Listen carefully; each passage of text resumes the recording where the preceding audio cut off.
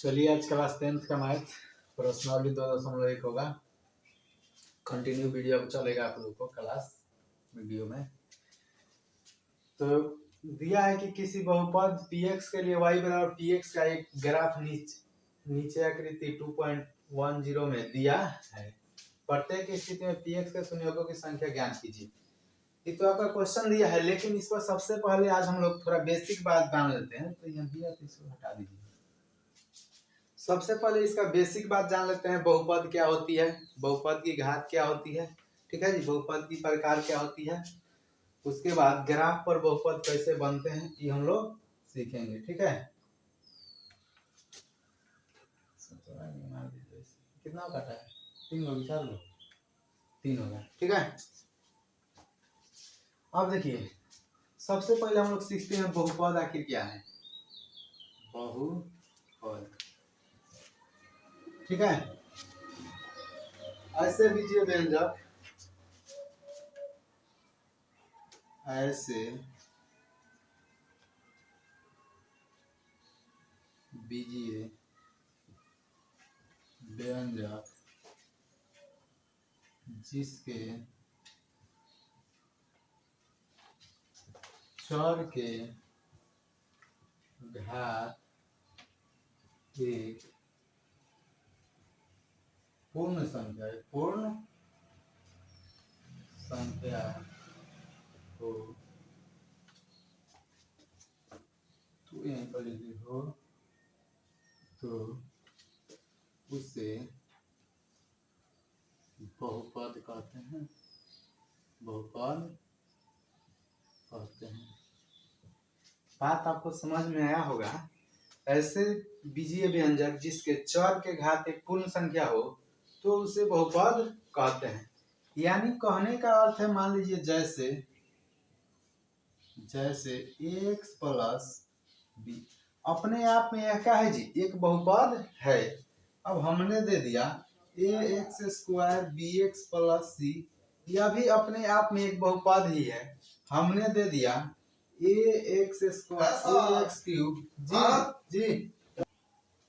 चलिए यहाँ पर क्या होगा, ax cube bx plus bx square cx plus D. ये तीनों के तीनों आपस में क्या है जी, बहुपद ही है। तीनों के तीनों आपस में क्या है, बहुपद है।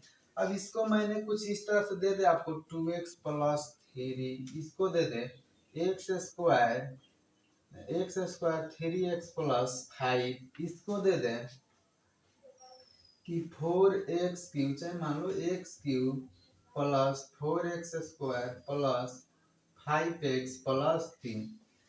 इसका तो जैसे का उदाहरण हुआ ही, ठीक है जी।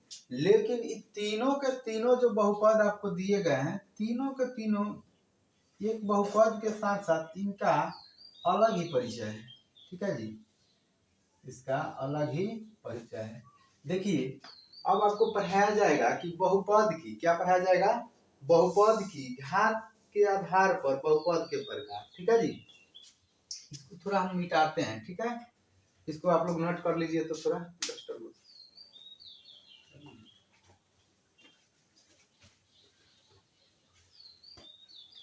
इसको हम थोड़ा सा मिटाते नहीं, इस उदाहरण को हटा देते हैं। ठीक है,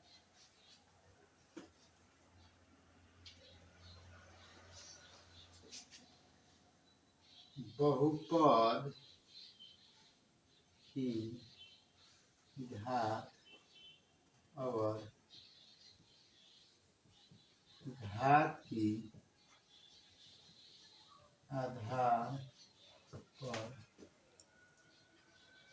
बहुपद की, ठीक है। देखिए बहुपद की घात और घात की आधार पर बहुपद की प्रकार। तो एक आपकी होती है रैखिक बहुपद। क्या होती है, रैखिक बहुपद। क्या होता है, रैखिक बहुपद। दूसरा आपका होता है द्विघात बहुपद। क्या होता है, द्विघात बहुपद। तीसरा आपका होता है त्रिघात बहुपद। ठीक है ना। यानी जिस बहुपद की घात एक हो, जिस बहुपद की घात एक हो उसे हम लोग रैखिक बहुपद कहते हैं। जिस बहुपद की घात एक हो उसे रैखिक बहुपद कहते हैं। समझे? जिस बहुपद की घात एक हो उसे रैखिक बहुपद कहते हैं। मतलब इसको हम लोग लिखेंगे ax प्लस बी। ये आपका हुआ रैखिक बहुपद का उदाहरण। अब हम लोग समझते हैं कि द्विघात बहुपद क्या कहलाती है। यानी जिस बहुपद की घात दो हो उसे द्विघात बहुपद कहते हैं। समझे? जिस बहुपद की घात दो हो उसे द्विघात बहुपद कहते हैं। ax स्क्वायर bx प्लस सी। अभी सभी का हम लोग कहानी पढ़ेंगे धीरे धीरे, ठीक है? उसके बाद क्वेश्चन को हल करेंगे। अब त्रिघात बहुपद यानी जिस बहुपद की घात तीन हो उसे त्रिघात बहुपद कहते हैं। इस सभी का समझिए व्यापक रूप है। सभी का क्या है? व्यापक रूप है। अब त्रिघात बहुपद को आप लिख सकते हैं ना, ax cube bx square cx plus D. त्रिघात देखिए रैखिक बहुपद का, देखिए तो यहाँ रैखिक बहुपद का परिभाषा हुआ इसका व्यापक रूप हुआ, द्विघात बहुपद हुआ और इसका परिभाषा और उसका व्यापक रूप हुआ। त्रिघात बहुपद इसका व्यापक त्रिघात बहुपद की परिभाषा और इसका व्यापक रूप हुआ। अभी हम लोग जानेंगे कि रैखिक बहुपद के शून्यकों तथा शून्यक और उसके गुणांक के बीच का संबंध। उसी तरह द्विघात बहुपद के शून्यक और इसके गुणांक के बीच का संबंध, त्रिघात बहुपद के शून्यक और उसके गुणांक के बीच का संबंध। ठीक है? इसको हम लोग मिटा देते हैं। आप लोग नोट कर लीजिए कॉपी में।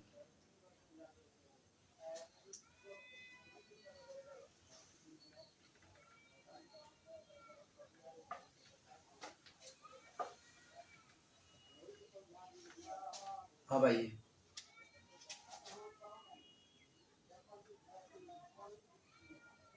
रैखिक बहुपद के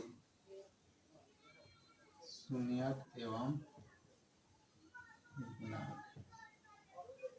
ठीक है ना जी? तो रैखिक बहुपद का तो व्यापक रूप ax प्लस b होता है। ठीक है जी? तो इसके शून्यक मान लीजिए px ही दिया है आपको, तो इसके शून्यक होते हैं, इसके शून्यक रैखिक बहुपद के शून्यक होते हैं माइनस बी बटा ए। उसी तरह आपके क्या होते हैं जी? द्विघात बहुपद के शून्यक और गुणांक। द्विघात बहुपद के शून्यक और गुणांक। ठीक है जी? देखिए क्वेश्चन तो आपको हम चाहे तो सॉल्व कर निकल जाएंगे, लेकिन ये आपको बेसिक जानकारी होना का है जी जरूरी है, इसलिए आपको बेसिक बात पढ़ा रहे। क्वेश्चन तो 1 मिनट लगेगा बनाने में हमको। द्विघात बहुपद के शून्यक और गुणांक, तो इसका सबसे पहले व्यापक रूप क्या होता है ये जानेंगे। व्यापक रूप होता है ax स्क्वायर bx प्लस सी होता है ना। तो इसमें मान लीजिए इसके दो गो शून्यक हो, रैखिक बहुपद के एक शून्यक होते हैं इसलिए इसके एक एक शून्यक लिखे माइनस बी बटे। जबकि द्विघात बहुपद के कितने शून्यक होते हैं? 2 शून्यक होते हैं। मान लेते हैं कि 2 शून्यक अल्फा और बीटा है, अल्फा और बीटा है। तो शून्यकों का योग,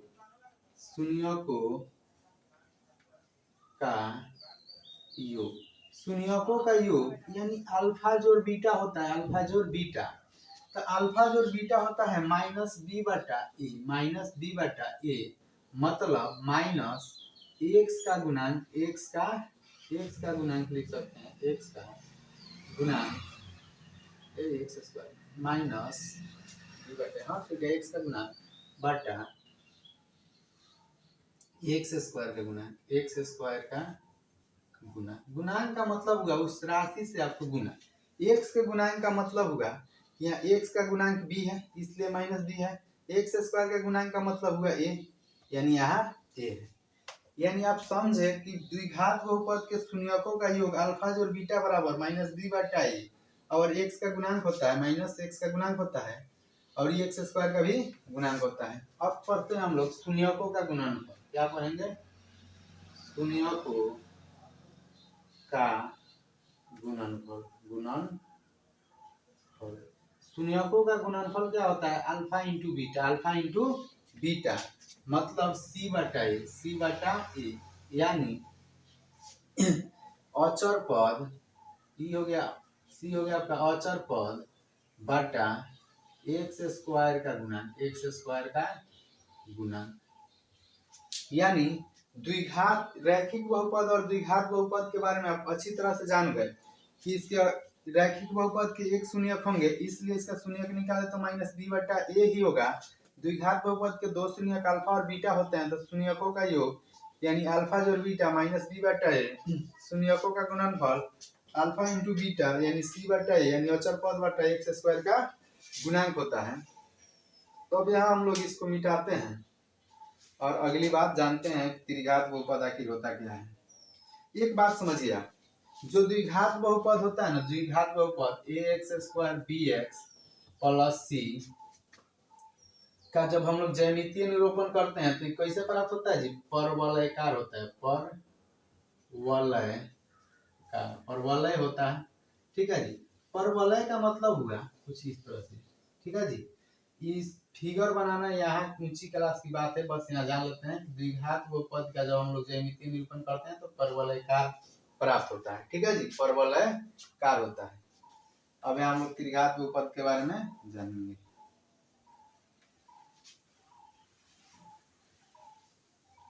अब देखिए त्रिघात बहुपद आखिर क्या होता है, त्रिघात बहुपद के शून्यक और गुणांक, ठीक है जी। तो त्रिघात बहुपद का सबसे पहले व्यापक रूप होता है A X cube plus B X square plus C X plus D, ठीक है जी। तो देखिए त्रिघात बहुपद के तीन घात होते हैं, इसलिए इसके शून्य कितना होंगे, तीन होंगे, यानी अल्फा बीटा और गामा, अल्फा बीटा और गामा, ठीक है।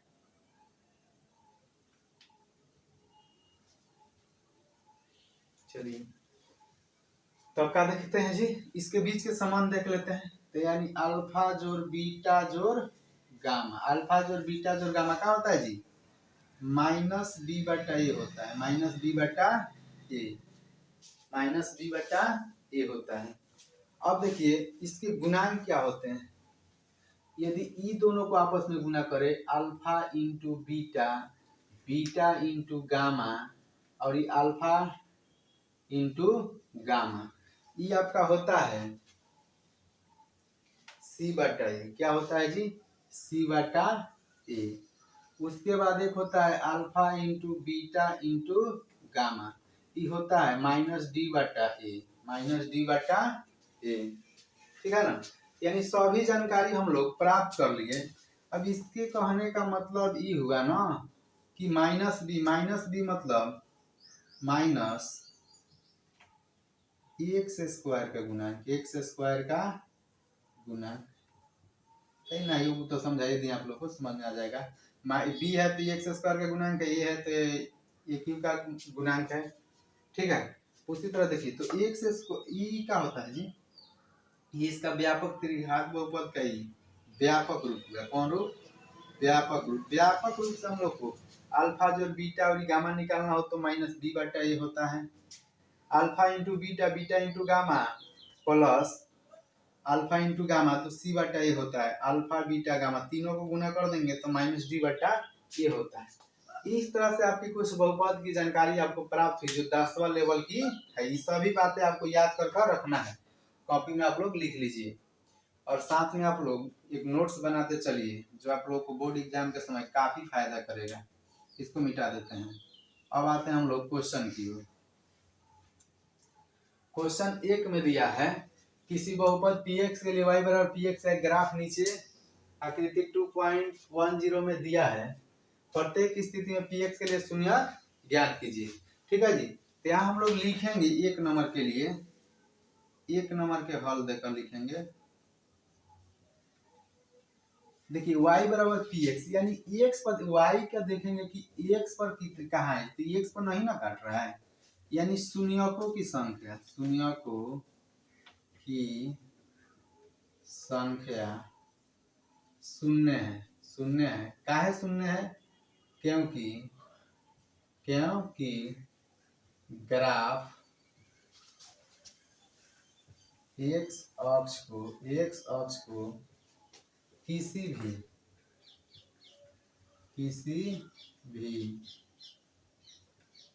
बिंदु पर प्रतिच्छेद नहीं कर रहा है, चाहे नहीं करता है, कर रहा है, बात एक ही है। देखिए जो एक अक्ष है ना, ये कहीं भी इसको कोई लाइन काट रहा है? नहीं ना काट रहा है। इसका मतलब शून्यकों की संख्या क्या है जी? शून्य है, क्योंकि ग्राफ एक अक्ष को किसी बिंदु पर प्रतिच्छेद नहीं कर रहा है। अब देखिए 2 नंबर को हल। देखिए तो ग्राफ को थोड़ा सा ध्यान दीजिए, एक अक्ष को ये लाइन कई बार काटा है? एक ही बार नहीं काटा है, लिखिएगा ना यहाँ शून्यकों की संख्या 1 है। शून्यकों की संख्या क्या है जी? 1 है, क्योंकि ग्राफ एक अक्ष को 2 बिंदु पर शून्यकों की संख्या 1 है, क्योंकि ग्राफ एक अक्ष को एक बिंदु पर काट रही है, चाहे प्रतिच्छेद कर रही है, प्रतिच्छेद कर रही है। ठीक है, अब चलिए 3 नंबर। चलिए क्वेश्चन नंबर हम लोग 3 देखते हैं। 3 को देखिए तो एक शख्स को ये जो लाइन घेरा वाला है सांप की आकार की है, कितने बार काट रहा है? 3 बार काटा है ना एक शख्स को, 1 2 3, यानी देखिए शून्यकों की संख्या 3 है, शून्यकों की संख्या 3 है, क्योंकि ग्राफ एक्स अक्ष को 3 बिंदु पर प्रतिच्छेद कर रही है। ठीक है जी, अब चलिए 4 नंबर क्वेश्चन हल लिखेंगे। देखिए तो शून्यकों की संख्या 4 नंबर में देखिए तो यही ना 4 नंबर क्वेश्चन, दो बार काटा है ना एक पक्ष को, शून्यकों की संख्या 2 है, क्योंकि ग्राफ एक्स अक्ष को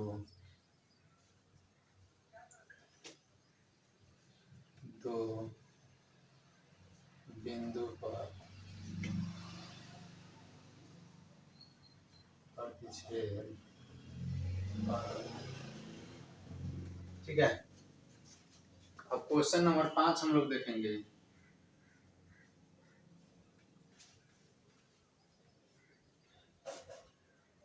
शून्यकों की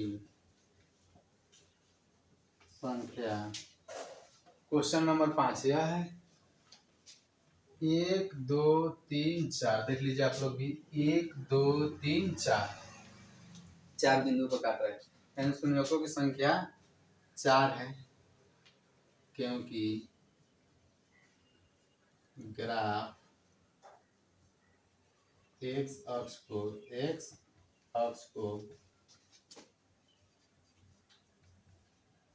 4 बिंदु पर प्रतिच्छेद कर रहे हैं। ठीक है जी। क्वेश्चन नंबर 6 हल।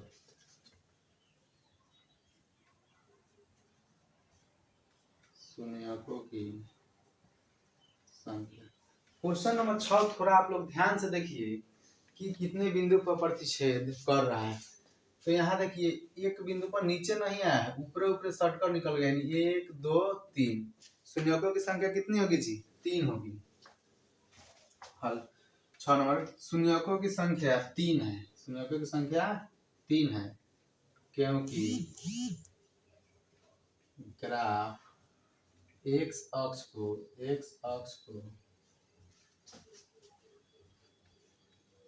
3 बिंदु पर प्रतिच्छेद कर है ना। इस तरह से थोड़ा लाइटिंग का दिक्कत होता है बाबू कभी कभी, तो इस तरह से आप लोग अपने मोबाइल में एक आता है ऑप्शन 3 डॉट, उस पर क्लिक कर कर आप अपना देख सकते हैं। कम से कम